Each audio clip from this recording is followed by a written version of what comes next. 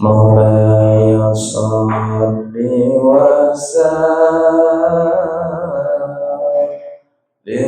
دائما أبدا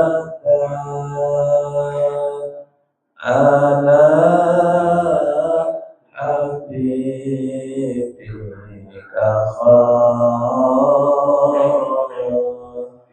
خير الخلق كلهم هو الحبيب الذي ترجى شفاعته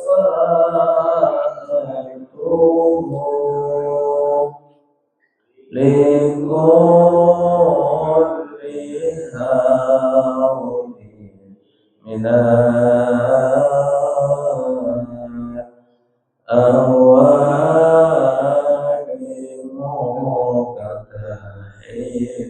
مقتحمين يا ربي بالمصطفى بلغ مقاصدنا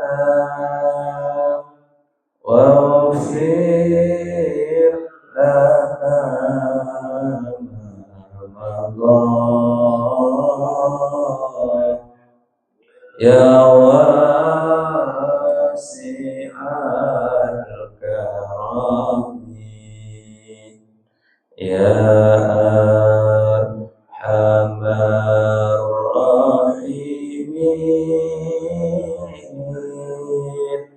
يا أرحم الراحمين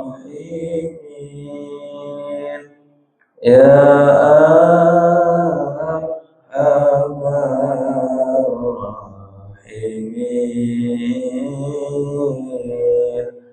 فرج على المسلمين. Assalamualaikum warahmatullahi wabarakatuh. Alhamdulillah wassalatu wassalamu ala Rasulillah. La haula wala quwwata illa billah. Rabbi shrah li sadri wa yassir li amri wahlul 'uqdatam min lisani yafqahu qawli. Allahumma anfa'na bima 'allamtana wa 'allimna ma yanfa'una wa zidna ilman yanfa'una bi rahmatika ya arhamar rahimin. Alhamdulillah di pagi hari ini kita masih ditolong oleh Allah Subhanahu wa taala untuk bisa hadir di mushola at-taqwa ini untuk sholat berjamaah dan dilanjutkan dengan mengikuti kajian. Mudah-mudahan apa yang kita lakukan ini diterima oleh Allah Subhanahu wa taala, dicatat sebagai amal soleh dan nanti bisa menyebabkan kita masuk surga Allah Subhanahu wa taala. Rasulullah bersabda, siapa yang berangkat ke mushola atau ke masjid, maka setiap langkahnya satu langkah kanan itu akan menghapuskan dosa-dosanya. Jadi setiap satu langkah kanan ini menghapus dosa-dosa kita. Rumahnya kalau semakin jauh, berarti semakin banyak dosa yang dihapus oleh Allah SWT. Maka yang rumahnya jauh-jauh bersyukur. Rumahnya pendek harus datangnya lebih dekat ke masjid biar sama dengan pahalanya yang jauh. Jadi yang jauh itu pahalanya lebih banyak. Secara langkah itu beda. Maka yang dekat supaya banyak datang ke masjidnya lebih awal, banyak berzikir, sholat di situ. Itu langkah kanan. Langkah kiri akan mengangkat derajatnya di sisi Allah SWT. Jadi derajatnya akan jauh lebih tinggi. Maka semakin jauh semakin semangat karena pahalanya luar biasa. Itu yang pertama. Yang kedua, siapa yang berangkat ke musola seperti ini atau masjid untuk mendatangi majelis ilmu, maka kata Rasulullah seperti pahalanya seperti haji dan umroh. Luar biasa. Di haji dan umroh berapa sekarang? Atau hajinya aja 60 juta atau 70 juta. Itu yang biasa. Kalau yang haji plus 250 gitu. Oke, sekitar segitu. Ini kan banyak sekali nilainya. Nah, kita insya Allah diberikan gratis oleh Rasulullah untuk mendapatkan pahala itu. Jadi ini harus semangat. Kalau ada kajian di musola, semangat. Itu karena luar biasa. Belum yang lain, misalnya kita tadi sholat subuh berjamaah, terus dilanjutkan duduk di sini untuk mengikuti kajian nanti sampai waktunya sholat duha awal, terus kemudian melakukan sholat sunnah 2 rakaat yang dinamakan sholat sunnah Isra, maka pahalanya juga seperti haji dan umroh. Jadi banyak dalil yang menyebutkan seperti itu. Ditambah lagi yang lain. Man salaka tariqan yaltamisu fihi ilman sahhalallahu lahu tariqan ilal jannah. Siapa yang mengikuti atau berangkat pergi ke satu tempat, ke masjid atau musola untuk mencari ilmu, maka Allah akan mudahkan dia untuk masuk surga Allah SWT. Diberikan kemudahan.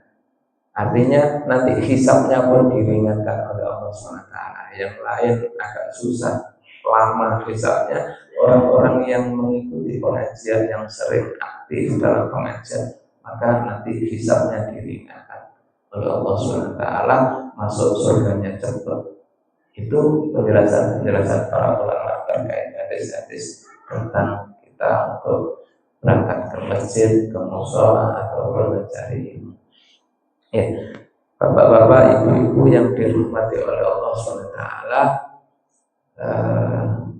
Allah Subhanahu wa Ta'ala berfirman di dalam surat Ali Imran ayat 185. A'udzu billahi minasyaitonir rajim. Kullu nafsin dha'iqatul maut. Wa innama tuwaffawna ujurakum yawmal qiyamah. Faman zuhziha 'anil nar wa udkhilal jannata faqad faz. Wa mal hayatud dunya illa mata'un.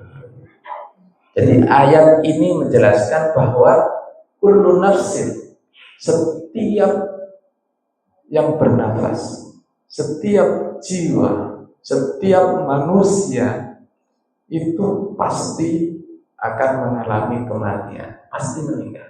Enggak ada yang tidak meninggal. Kita lihat aja, enggak ada yang hidup seterusnya.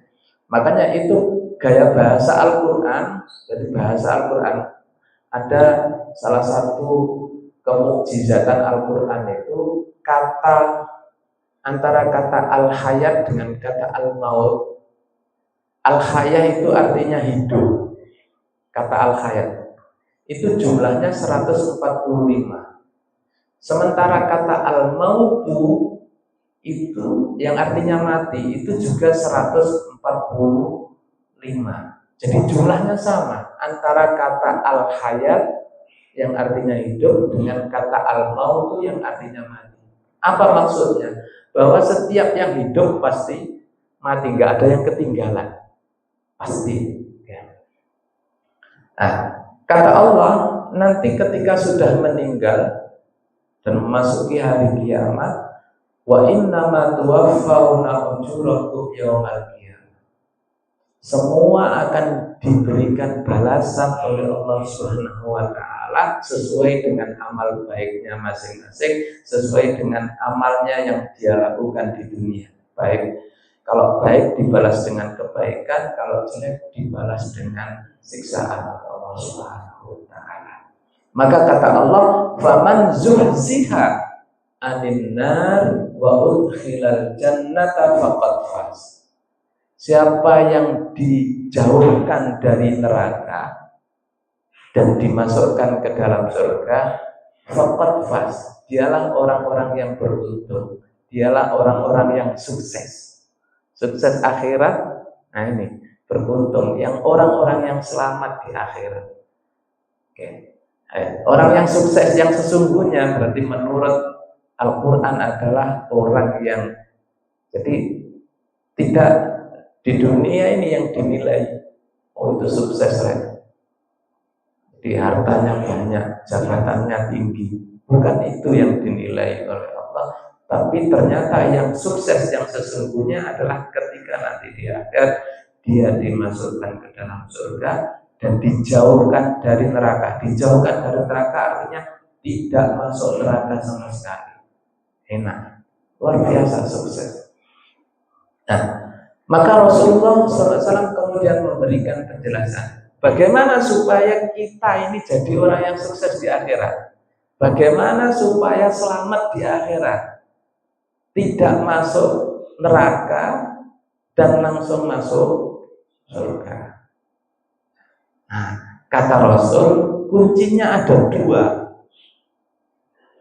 Di dalam riwayat Imam Muslim, Rasulullah bersabda, "Man ahabba ayyuzahzaha lahu man ahabba ayyuzahzaha minan nar wa yudkhalal jannah faltudriku maniyatuhu wa huwa yu'minu billahi wal yawmil akhir." Siapa yang ingin dijauhkan dari neraka dan dimasukkan ke dalam surga, kuncinya satu. Yang pertama, bukan satu, kuncinya dua. Yang pertama adalah dia harus meninggal dalam keadaan membawa iman kepada Allah Subhanahu wa Ta'ala. Kuncinya kita jaga iman kita sampai meninggal. Kita bawa iman kita. Allah Subhanahu wa Ta'ala di dalam surat Fussilat menjelaskan bagaimana cara kita membawa iman kita ini supaya bisa sampai kita bawa sampai meninggal. Maka di dalam surat Fussilat Allah SWT berfirman, "Innal ladzina qalu rabbuna Allah tsumma istaqamu tatanazzalu 'alaihimul malaikatu alla takhafu wa la tahzanu wa abshiru bil jannati allati kuntum tu'adun." Sesungguhnya orang-orang yang berkata, "Qalu rabbuna Allah," Tuhan kami Allah, kami beriman kepada Allah. Jadi ini artinya orang-orang yang beriman. Jadi mengimani Allah, dia mengatakan, Tuhan kami Allah, kami percaya Allah Subhanahu wa Ta'ala, kami tunduk dan patuh kepada Allah. Nah, kuncinya agar iman ini dibawa sampai meninggal adalah sumastaqam, harus istiqomah dengan keimanannya. Bagaimana cara istiqomah dalam keimanannya? Para ulama tafsir menjelaskan ada 3 hal. Satu, istiqomah di dalam keikhlasan. Jadi dalam kita melakukan amal apapun, dalam beribadah, maka kita harus ikhlas karena Allah SWT, jangan karena yang lain. Jadi kuncinya itu. Jadi dalam melakukan amal ibadah itu, kita harus ikhlas karena Allah Subhanahu wa Ta'ala. Enggak usah nyari ngelek pamrih orang. Jadi jangan karena orang. Karena amal yang dilakukan dengan ikhlas itulah yang nanti awet. Kalau amal tidak dilakukan dengan ikhlas itu sebentar.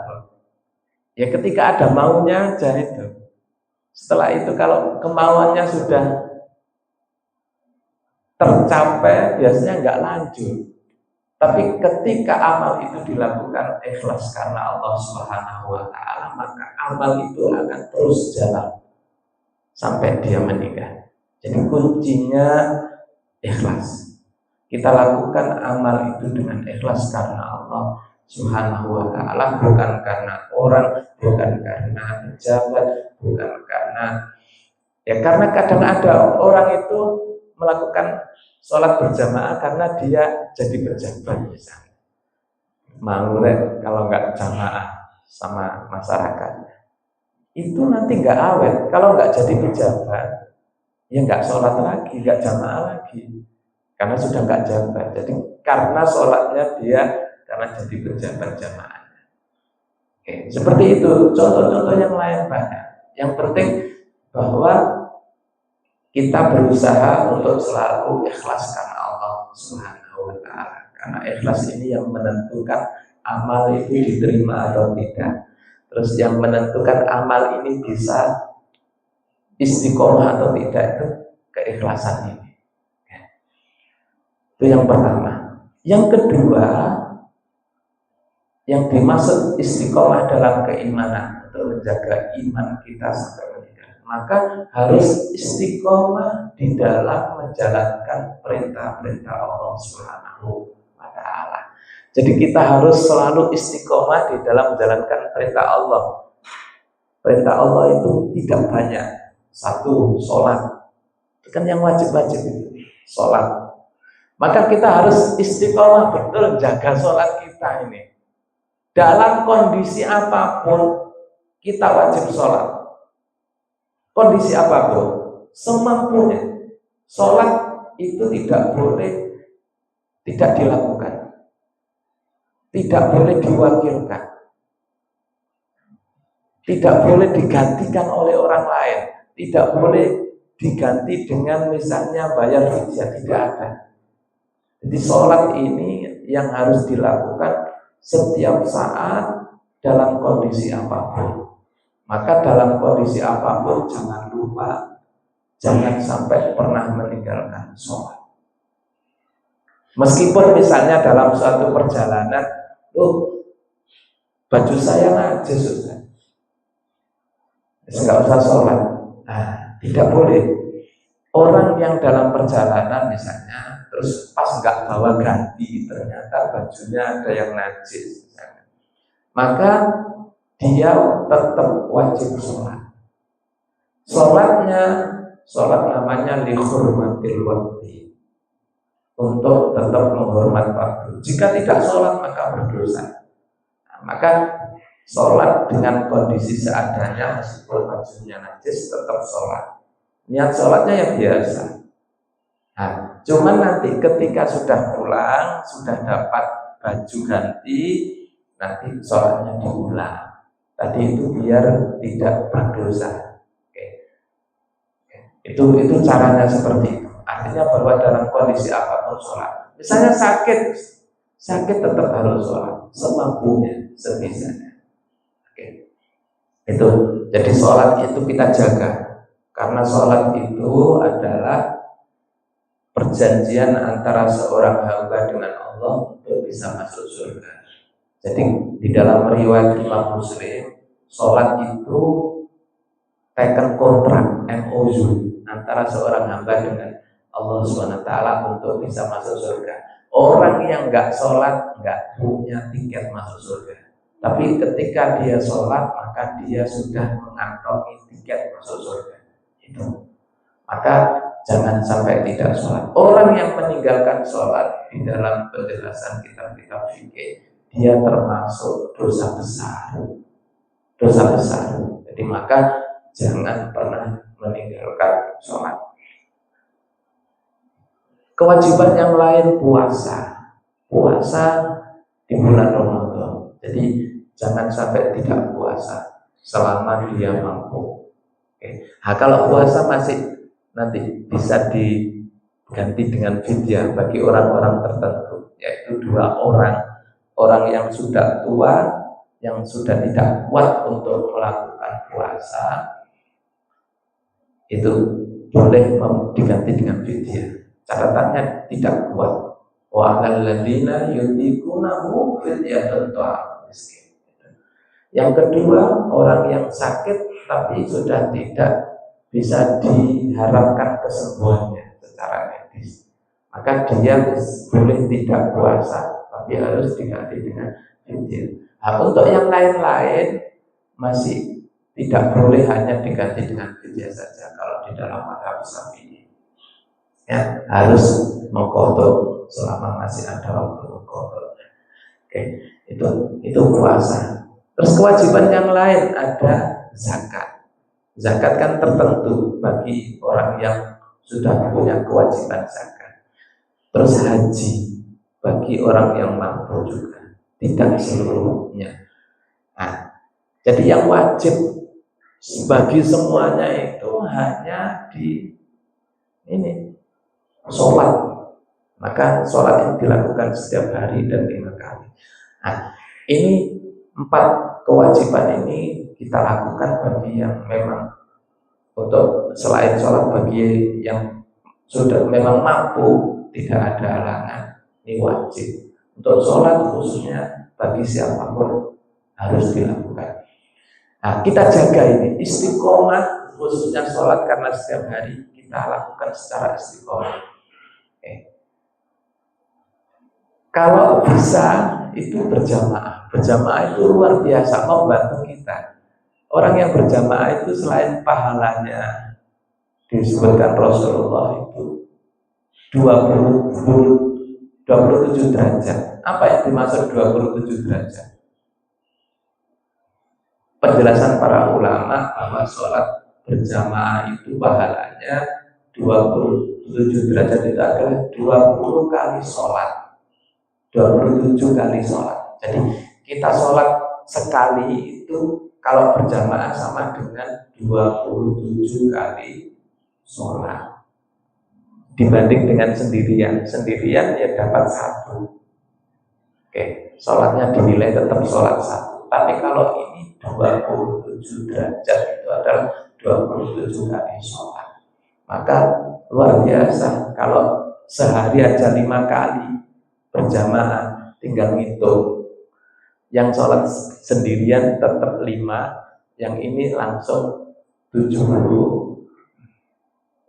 Kalau 27 berapa? Kalau 25 misalnya 125. Nah, seperti itu. Kalau 25.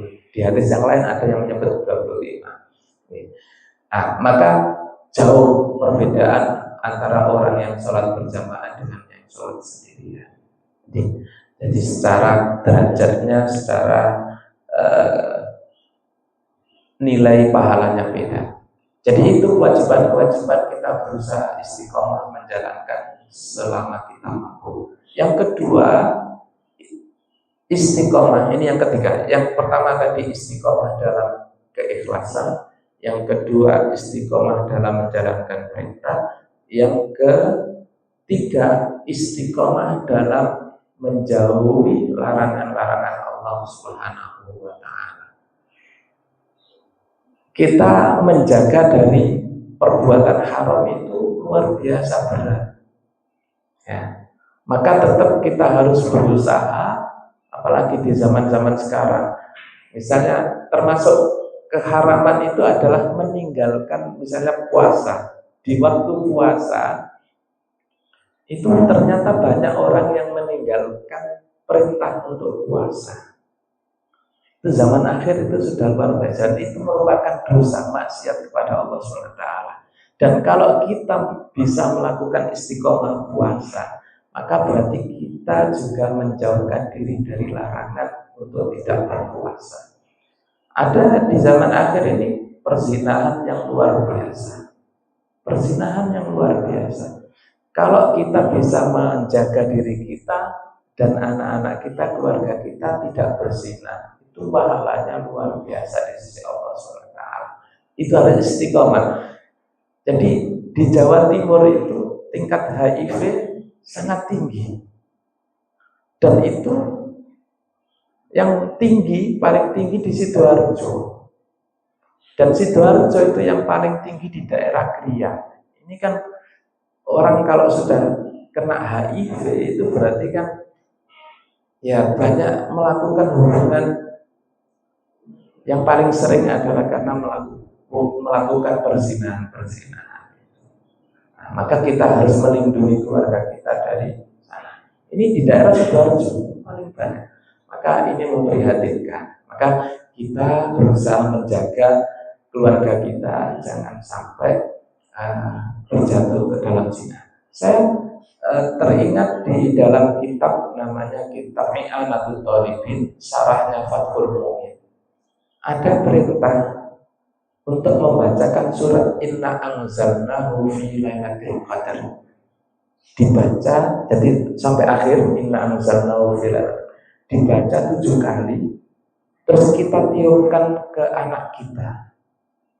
Itu salah satu manfaatnya adalah agar dijaga oleh Allah dari perbuatan zina. Jadi jangan lakukan.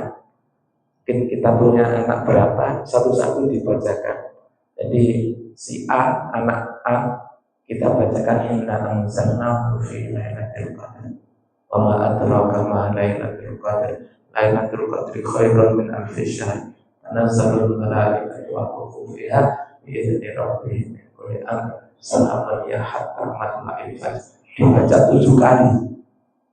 Mungkin pas tidur. Jangan ketika sedang nggak tidur nanti dikira diapakan dan disuwuk.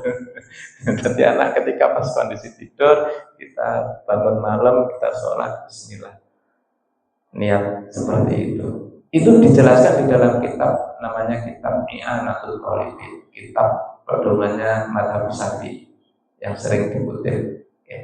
Nah, kita bacakan itu, insya Allah dijaga oleh Allah SWT dari perbuatan perzinahan. Jadi dicoba dilakukan. Nah, jadi hal-hal yang diharapkan ini kita mencoba istiqomah untuk menjauhinya. Jadi harus seperti itu.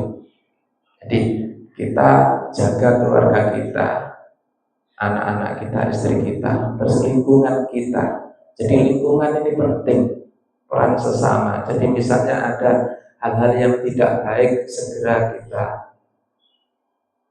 kita jauhi dan kita larang. Nah itu soalnya ada di daerah-daerah tertentu yang rumahnya dijadikan untuk sebagai tempat perzinahan, itu ada. Maka naudzubillah, nanti kalau dibiarkan itu bisa mendatangkan azabnya Allah Subhanahu wa ta'ala.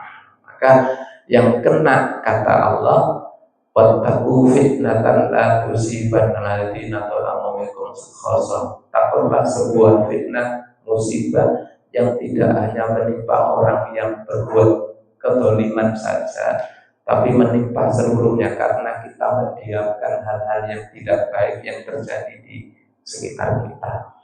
Maka pentingnya itu juga nahi mungkar, ya. Selain amal ma'ruf, kita juga diperintahkan untuk nahi mungkar. Jadi kalau kita ini bisa melakukan 3 hal tadi, 1, kita selalu berusaha ikhlas dalam menjalankan ibadah kita kepada Allah SWT. Terus selalu istiqomah dalam menjalankan perintah-perintah Allah, semampu kita lakukan. Terus yang ketiga, kita jauhi larangan-larangan Allah. Jangan sampai kita melanggar larangan-larangan Allah.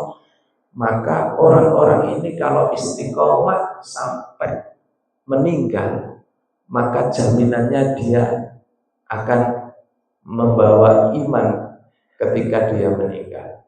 Dan jaminnya di dalam surat Shofat ini adalah nanti ketika sakaratul maut, orang yang istiqomah ini tatanazzalu alaihimul malaikah, maka malaikat itu akan datang menemui dia ketika sakaratul maut. Sakaratul maut itu kondisi kritis, kondisi ketika orang mau meninggal dunia, dan ini kondisi kritis karena setan juga akan datang. Nah ini yang berbahaya. Ketika yang datang itu setan, malaikat nggak datang, nah ini berbahaya. Tapi ketika yang datang itu malaikat, maka setan akan minggir, malaikat yang datang. Maka orang-orang yang istiqomah dengan tadi 3 hal, istiqomah dalam keikhlasan, istiqomah dalam menjalankan perintah Allah, istiqomah dalam menjauhi larangan, maka nanti malaikat akan datang. Tatanazzalu alaihimul malaikat. Apa yang dilakukan malaikat? Yang pertama yang dilakukan malaikat adalah dia membisikkan kepada orang tadi, la takhafu, kamu gak usah takut. Kita ini kan kadang takut urusan akhirat, ya Allah nanti ya Allah saya selamat apa tidak, selamat dari hukuman Allah atau tidak, selamat dari neraka atau tidak. Maka malaikat langsung menyampaikan kepada orang tersebut, la takhafu, jangan takut, urusan akhiratmu beres, nggak ada masalah. Oke. Yang kedua, apa yang dibisikkan malaikat lagi? Wala la takhafu wala tahzanu, jangan bersedih. Maksudnya la tahzanunya apa? Jangan bersedih itu. Penjelasan para ulama bahwa jangan bersedih terhadap keluargamu, anak-anakmu yang kamu tinggalkan. Kadang kita, orang-orang yang meninggal itu, ketika mau meninggalkan itu, memikirkan keluarganya. Anaknya bagaimana, anak saya belum jadi orang, pekerjaannya belum mapan, ya Allah. Kadang mikir gitu.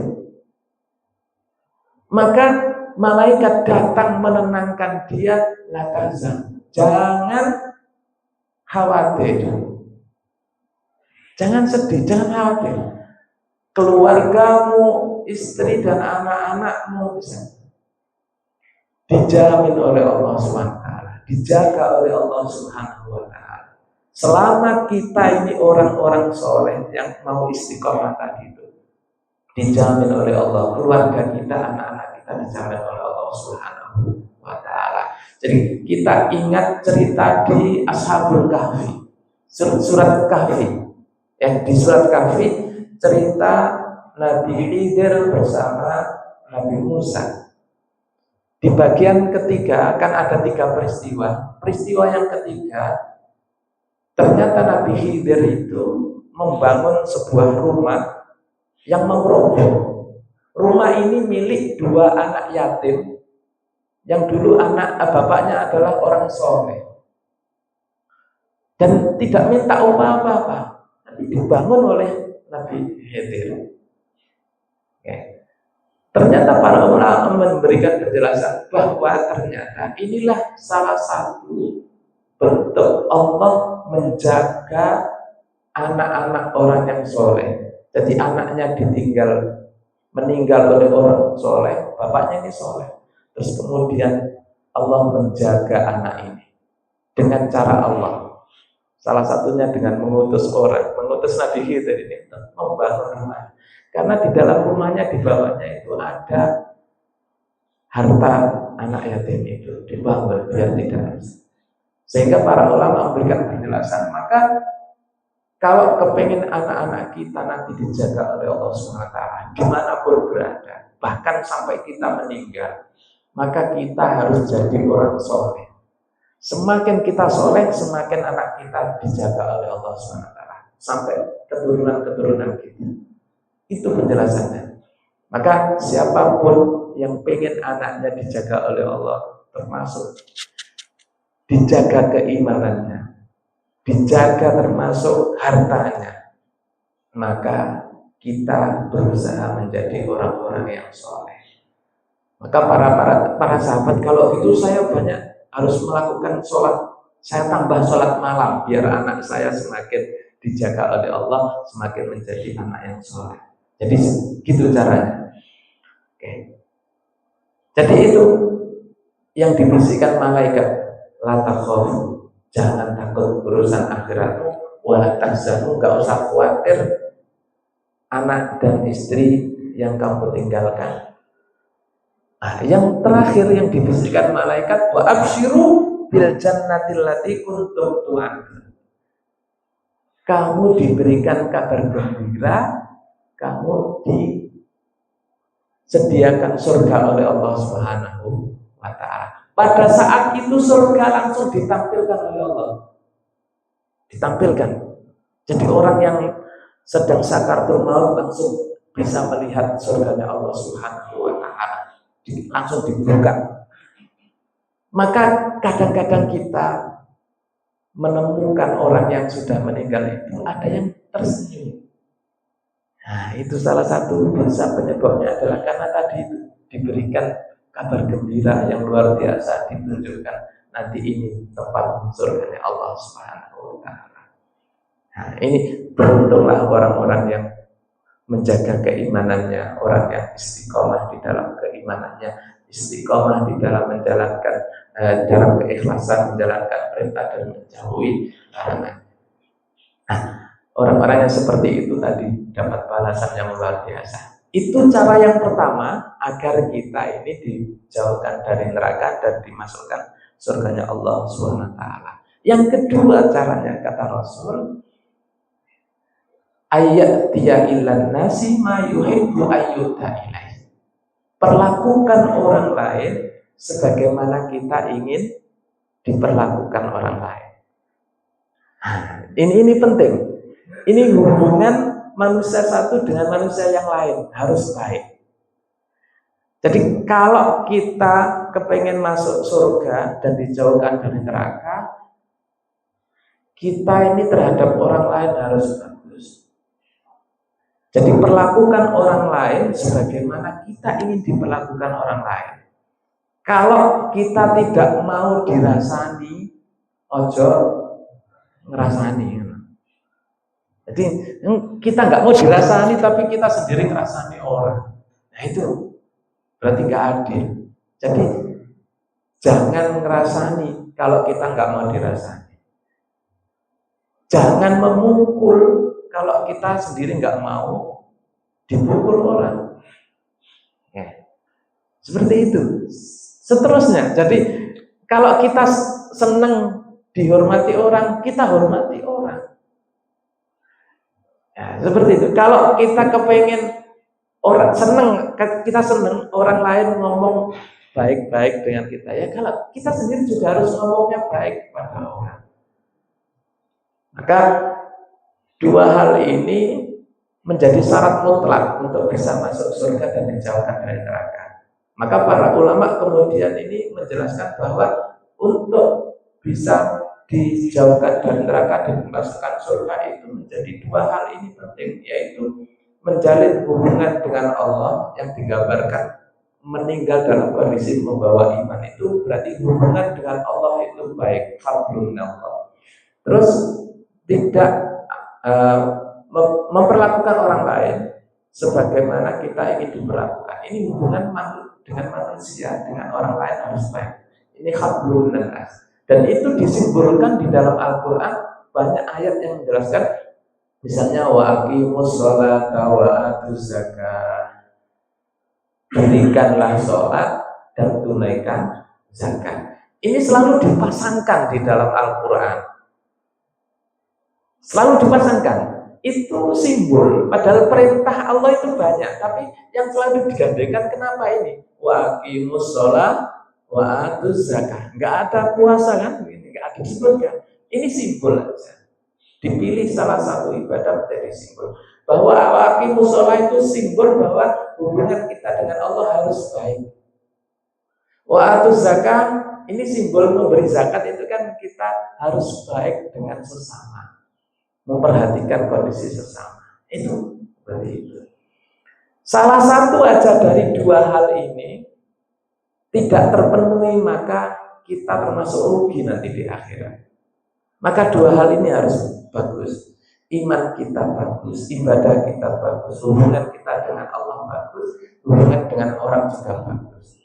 Salah satu misalnya ada orang ibadahnya luar biasa rajin, ke mushola rajin, sholat jamaah rajin, puasanya rajin, baca Qur'annya rajin.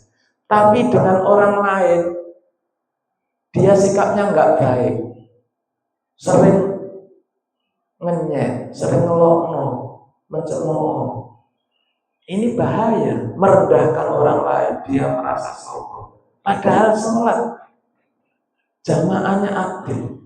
Seperti ini bahaya. Makanya suatu ketika Rasulullah SAW pernah bersabda di dalam hadis riwayat Imam Muslim, Rasulullah bersabda, wahai para sahabat, atadruna manil muflis? Wahai sahabat, apakah kamu tahu orang yang bangkrut itu siapa? Maka para sahabat menjawab, orang yang bangkrut itu Rasul, orang yang nggak punya uang, duitnya habis, terus hartanya juga habis, bangkrut. Maka kata Rasul, bukan itu. Orang yang bangkrut yang sesungguhnya adalah orang yang nanti pada hari kiamat, dia datang di hari kiamat dengan membawa sholatnya luar biasa, jamaahnya luar biasa. Terus dia datang membawa pahala puasa, dia datang dengan membawa pahala zakatnya. Tapi di samping itu dia datang juga, dia pernah mukul orang, dia merendahkan orang, dia pernah menghina orang. Nah, ini totalan nanti, totalan. Maka orang-orang yang pernah didolimi itu akan jadi nanti totalan. Orang-orang yang didolimi ini didatangkan, dan kebaikan orang yang mendolimi dikasihkan kepada orang yang didolimi. Kebaikannya, sholatnya diambil untuk dikasihkan kepada orang yang didolimi, orang yang dihina, orang yang dirasani, orang dikasih. Ya. Sampai nanti pahala ibadahnya ini habis semuanya. Kalau sudah pahalanya habis, maka ganti, terus nggak ada lagi yang dikasih. Maka kesalahan, ternyata masih ada orang yang didolimi yang lain. Oke. Ternyata nanti ini kejelekan orang yang didolimi ini dikasihkan kepada orang yang mendolimi. Maka dia bangkrut, nggak punya kebaikan sama sekali, nggak punya pahala, bahkan ditambahi dengan dosa-dosa orang yang didolimi. Sehingga kemudian kata Rasul, kemudian dia dimasukkan ke dalam neraka. Naudzubillah, seperti itu. Maka artinya bahwa dua hal ini wajib dilakukan. Jangan memperhatikan ibadah itu, tapi hubungan dengan orang lain nggak diperhatikan, itu menjadi rugi. Maka dua hal ini wajib. Terus kemudian ditambah, Rasulullah memberi tambahan satu lagi untuk agar kita ini dijauhkan dari neraka dan dimasukkan ke dalam surga. Istiqomahkan baca doa. Doa apa? Doa di dalam riwayat Abu Dawud dijelaskan doa agar dimasukkan ke dalam surga dan dijauhkan dari neraka, dan itu dibaca 3 kali. Catatan hadis itu dibaca 3 kali. Jadi kita biasakan memohon kepada Allah, memohon surga dan dijauhkan dari neraka, diulangi 3 kali. Nek bisa minimal setiap hari dilakukan itu. Kalau bisa tambah bagus setiap habis sholat. Doanya apa? Kalau di dalam riwayat Abu Dawud, Allahumma inni as'alukal jannah wa a'udzubika minan nar. Diulang 3 kali. Allahumma inni as'alukal jannah wa a'udzubika minan nar. Kalau pakai jamak sama keluarganya, Allahumma inna nas'alukal jannah wa a'udzubika minan nar. Kalau nggak bisa bahasa Arab ya bahasa Indonesia. Yang penting berdoa. Ketika seseorang itu berdoa memohon surga 3 kali, maka langsung direspon. Kalau sekali enggak, jadi harus 3 kali. Ketika berdoa 3 kali langsung direspon oleh surga. Pada saat itu juga langsung surga merespon, ya Allah, karena dia meminta dimasukkan surga, masukkan, saya menunggu dia, saya senang kalau dia masuk surga. Ini jadi langsung direspon oleh surga. Begitu juga ketika kita mohon perlindungan dari neraka, maka neraka catatannya 3 kali, maka neraka langsung juga merespon. Ya Allah, dia nggak mau saya, maka jangan masukkan dia ke neraka. Nah, maka orang-orang yang senantiasa berdoa minta surga 3 kali dan dijauhkan dari neraka, maka dia insya Allah sesuai dengan yang dia inginkan.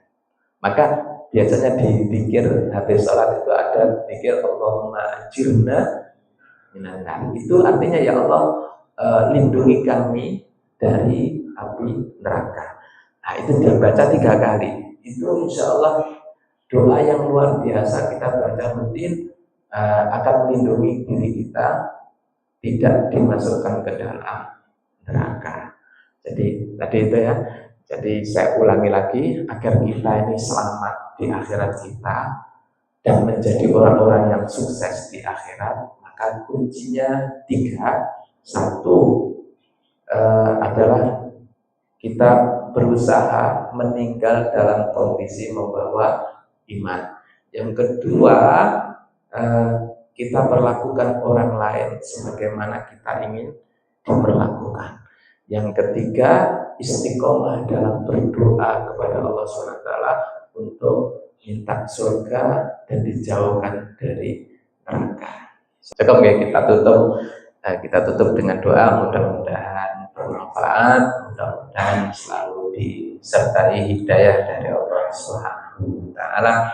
Mudah-mudahan kita semua diberikan kesehatan zahir batin, diberikan keselamatan dunia dan akhirat. Mudah-mudahan diberikan kemudahan dalam rezeki, kemudahan dalam segala urusan. Mudah-mudahan diberikan istiqomah di dalam kebaikan, istiqomah di dalam keimanan. Mudah-mudahan diberikan keluarga yang sakinah, mawaddah, warahmah, diberikan anak-anak yang soleh-solehah. Mudah-mudahan semua hajat dan doa kita dikabulkan oleh Allah Subhanahu wa taala.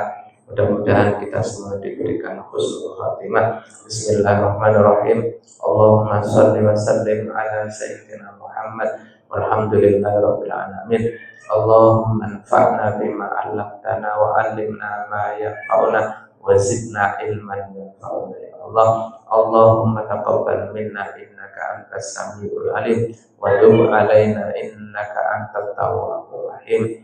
Allahumma inna nas'aluka al-jannah wa na'udzu bika minan nar. Allahumma inna nas'aluka al-jannah wa na'udzu bika minan nar. Allahumma inna nas'aluka al-jannah wa na'udzu bika minan nar. Rabbana atina fid dunya hasanah wa fil akhirati hasanah wa qina adzabannar.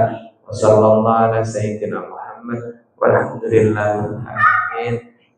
Kita tutup dengan doa kafaratul majlis. Subhanakallahumma wa bihamdika asyhadu an la ilaha illa anta astaghfiruka wa atubu ilaik. Assalamualaikum warahmatullahi wabarakatuh.